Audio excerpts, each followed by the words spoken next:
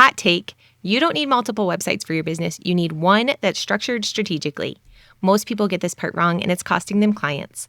Let's fix that. Hey, I'm Kate, a brand and website strategist for photographers and service providers who do more than one thing.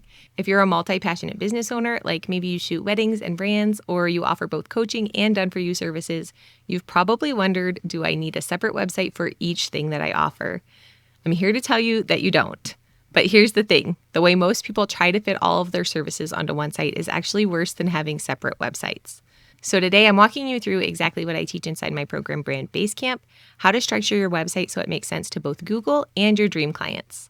By the end, you'll know exactly how to organize your offer, where each page should live, and how to make it all feel cohesive, even when you do more than one thing. Here's what I see all the time, and honestly, a lot of website templates are set up this way because they're designed for single service businesses. It's what I call topic-based organization. This is where your website is set up with pages like pricing, portfolio, process, testimonials. And on those pages, you're covering that topic for all of the services that you offer. So for example, on a photographer's website, the pricing page covers their wedding pricing, their newborn pricing, and their senior pricing.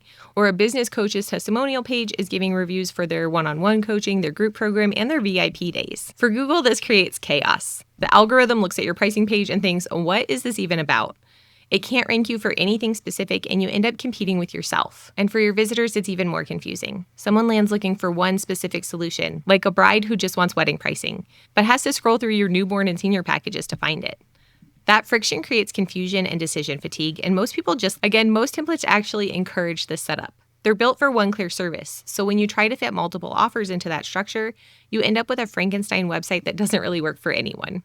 So if topic-based organization doesn't work, what does? There's actually two ways to structure your services correctly, and which one you choose depends on who you're serving. First up is individual service pages, plural. Each service gets its own dedicated page. So you might have a wedding photography page, a newborn photography page, and a senior photography page. Or if you're a designer, maybe it's brand strategy, web design, and photography. Or maybe you're a service provider that offers done-for-you services as well as education. And those things should be on separate pages. Each of those service pages should include everything for that service: pricing, process, portfolio, testimonials, and FAQs. Option number 2 is one Work With Me page, singular. This works best when all of your services are for the same kind of client. You'll use a single Work With Me page that shows all of your options in one place, different levels, packages, or entry point. An example of this would be a system coach who might have a done-for-you $5K offer, an email setup for $1.5K, and an audit for $500, all on one page so people can see their options and choose their path. This is still broken down so that each of those services has its own section on the page with all of the details included. It's just that they need less information than a traditional full service page might need. Pro tip, if you have a digital product for that same audience, like a course or a workbook, you can absolutely include it on your Work With Me page as a Start Here option. It's just going to sandwich in between some of your other offers. All right, let's look at how to structure each approach correctly. So if you're using individual services pages, the rule is really simple. One offer, one page. Your wedding photography page should only include wedding galleries, wedding pricing, wedding process, and testimonials from wedding clients. Your newborn photography page should only include newborn info, no mixing, no distractions. That way every visitor lands on a page that speaks directly to them. And the benefit there is that each page can rank for its own keyword on Google. Wedding photographer in Austin, newborn photographer in Austin, and so on. More clarity for your visitors and more visibility for you. Now, if you're using one Work With Me page, this approach works best when everything leads to the same audience. You'll list all your packages clearly, maybe organized by investment level, so clients can see where they best fit. You might even include a quick quiz-style section like, not sure which is right for you, here's how to decide. And if you have a course or digital product for that same person, link to it at the bottom with something like, not ready for one-on-one, start with my client attraction course. Let's talk about your homepage's role in all of this. Your homepage is what ties everything together. It's not about forcing your services to relate to each other. It's about showing who you are and what connects it all. If you're offering all of these different services, there's a reason you're passionate about each of them.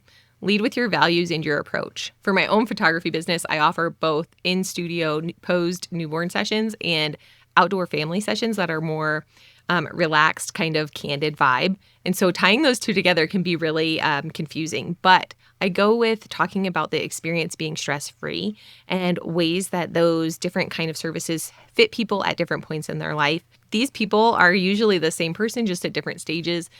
So I use my approach to photography and my values in my homepage to talk about them and tie them together. Your homepage is designed to tell people that you're the right person and then guide them where to go to get more information about the different services that you offer. So it would tell them how to get to the services pages that they need to make a decision.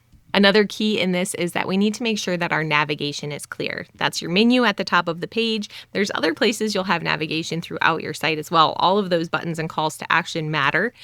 You can also have calls to action and navigation in your footer as well. But keeping that top menu on your website super clear and easy to follow is super key in having a site that's easy to understand and navigate. I recommend having max 6 options at the top. One way we can cut those down is by eliminating the home navigation option. Most people know to click your logo and that goes home. Then we'll have typically about 3 service pages, your blog, your about page, and your contact page. So that keeps it really nice and tight and helps people get where they need to go. If I land on a website and I'm looking for newborn photography and it says newborn in the top, I'm going to click that. It makes it easy and fast. Now, if you have other offers that don't really fit into that 3 services kind of category, that's okay too. Typically, I put those in the footer navigation. So if I have certain time of year photography sessions, like mini sessions, I might put those in my footer.